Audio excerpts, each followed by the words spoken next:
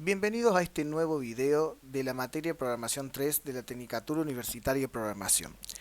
En esta ocasión vamos a dar inicio a la materia, más específicamente a la unidad número 1, en donde empezaremos a hablar del tema que es transversal a todos los temas que se dictarán a lo largo del cuatrimestre. Vamos a hablar de Internet, cómo funciona Internet, mencionar un poco su protocolo TCP/IP, que entendemos por eso, hablar de HTTP, de los métodos de peticiones, qué es un DNS, qué es una respuesta a una petición de página web, y luego veremos algunos ejemplos. En primer lugar, seguramente cuando uno habla de Internet ya más o menos, algunos más que otros, se irán dando cuenta qué significa Internet, cómo funciona Internet. Y la verdad que no nos vamos a centrar en este video introductorio en la historia de Internet, porque se lo conoce como las redes y todo ese tipo de cosas.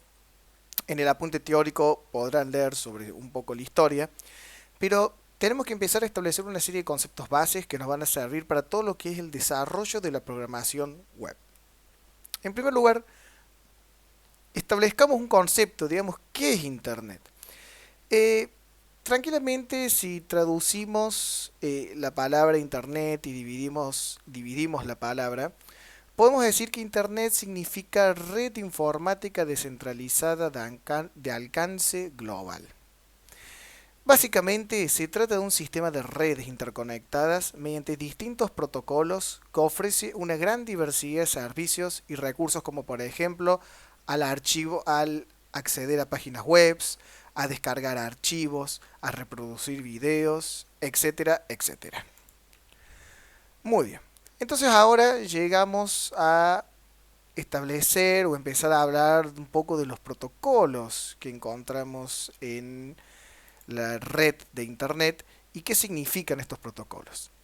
En primer lugar, uno de los protocolos más importantes que se ven involucrados en todo lo que es la navegación en Internet, la visualización de páginas, transferencias de archivos, enviar y recibir mensajes, etcétera, etcétera, es el protocolo TCP/IP. Este protocolo fue creado en la década de 1970 y es muy importante porque cualquier dispositivo que hoy en día se conecte a Internet necesita sí o sí implementar este protocolo TCP/IP. Un celular, un reloj como los que existen hoy en día inteligentes, una computadora de escritorio, una notebook, una tablet, de vuelta.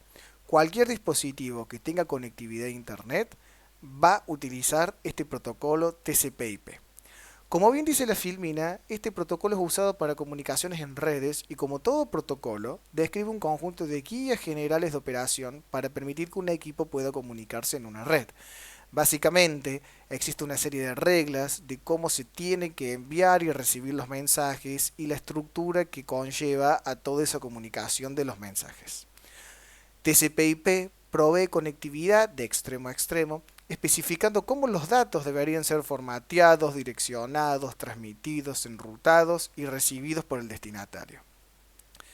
Para poder entender un poco más sobre Internet, su estructura y cómo funciona, es necesario hablar de una serie de capas y del modelo OSI, que eso luego lo van a tener que ver en los apuntes teóricos. No forman parte de esta firma introductoria, pero sepan que tienen que tener en cuenta todo ese tipo de información para poder armar un concepto más robusto de lo que es el concepto de Internet y su funcionamiento.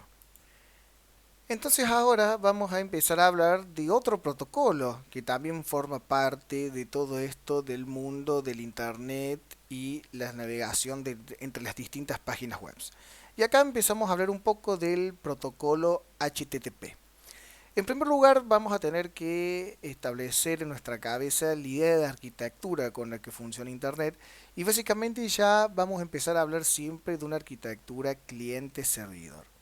¿Qué entendemos por eso? Una arquitectura de cliente-servidor es aquella en la que un cliente solicita a un servidor lo que quiere obtener, lo que quiere ver o lo que le quiere comunicar. Y el servidor realiza una respuesta a esa máquina solicitante.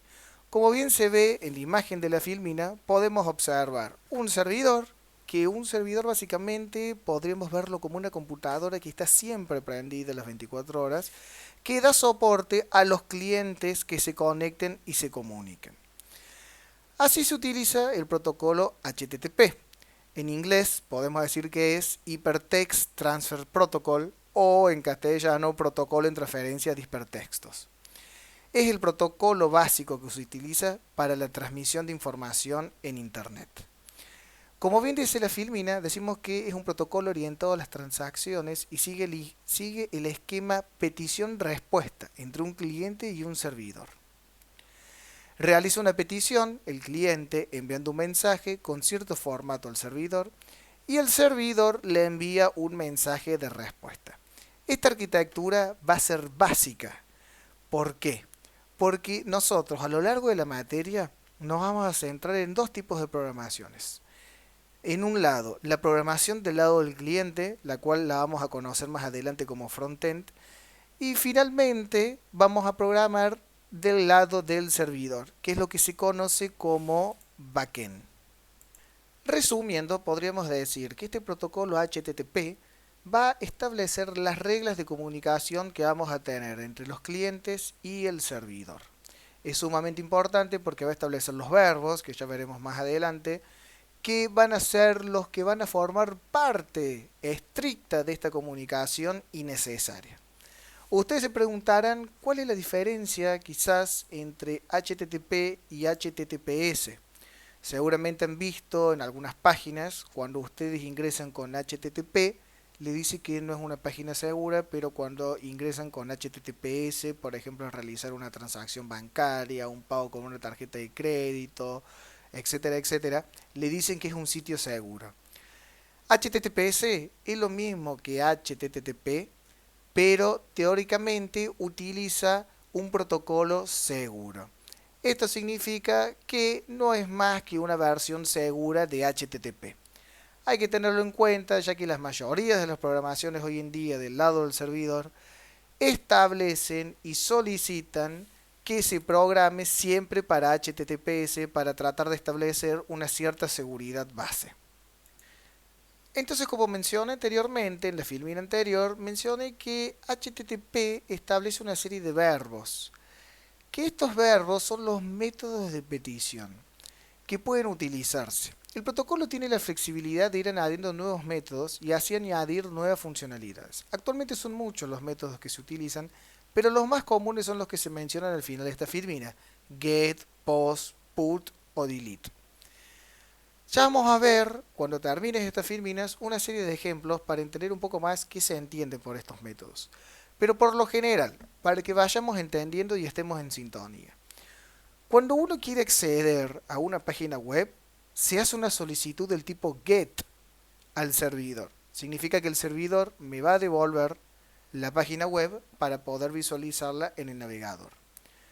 Cuando uno quiere, por ejemplo, realizar un login, que ingresa un nombre de usuario y una contraseña y presiona en ingresar, se hace un post al servidor. Eso significa que se envía una petición con un cuerpo o body, como también se le dice en este rubro, en donde ese body va a contener la información que se la envía al servidor para que la procese. En este caso que yo planteé puede ser el nombre de usuario y la contraseña.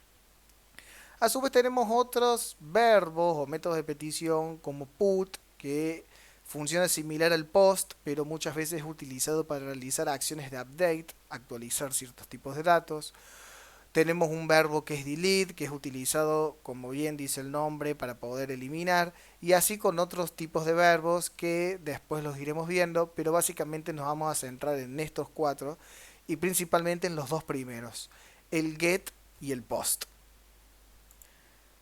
Al inicio de este video nosotros hablamos que todo dispositivo que se conecte a internet utiliza un protocolo TCP/IP, que entre otras tantas cosas, ese protocolo le establece una dirección de IP al dispositivo. Esa dirección de IP es único por computadora. Esa dirección de IP realmente es muy interesante cómo funciona, ya que uno, si se pone a estudiar un poco más en cómo se crea las direcciones de IP, van a ver que son una serie de números, como bien se menciona en este ejemplo, la dirección de Google, supongamos que tiene esta dirección de IP, la cual va a referenciar al servidor donde está alojado el sitio de Google. Pero ¿qué pasa? Uno, por lo general, no recuerda cuál es la dirección de IP de Google. Sería bastante tedioso recordar esa serie de números para todos los sitios web que deseamos acceder. Para eso existe el servidor DNS. Existen varios servidores DNS ubicados en el mundo, pero para simplificar el concepto podemos decir que es una gran base de datos, el cual mapea la dirección de IP con el nombre del dominio.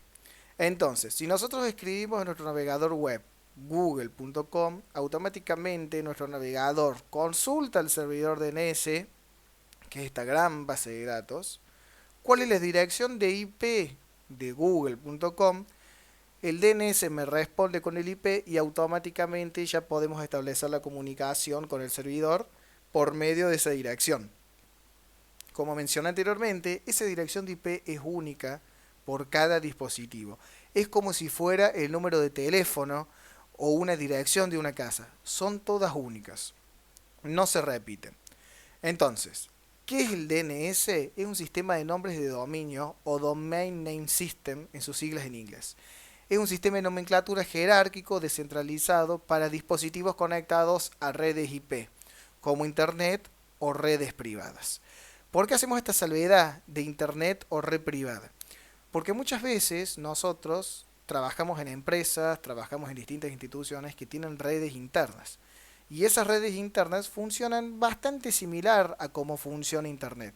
Cada dispositivo tiene una dirección de IP, hay un servidor DNS y podemos establecer el ruteo y la comunicación con todas las máquinas gracias al protocolo TCP/IP mencionado a lo largo de todo este video.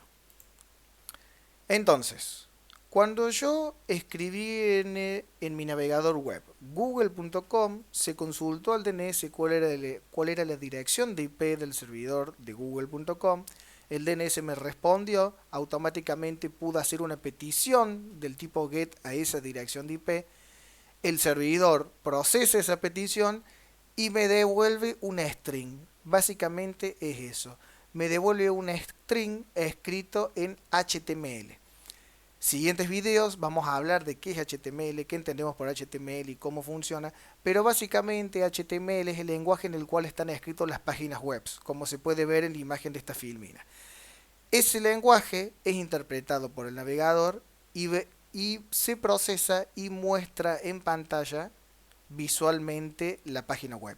Digamos que el navegador traduce ese string escrito en formato HTML en algo lindo, agradable, que se puede ver en una pantalla del navegador web.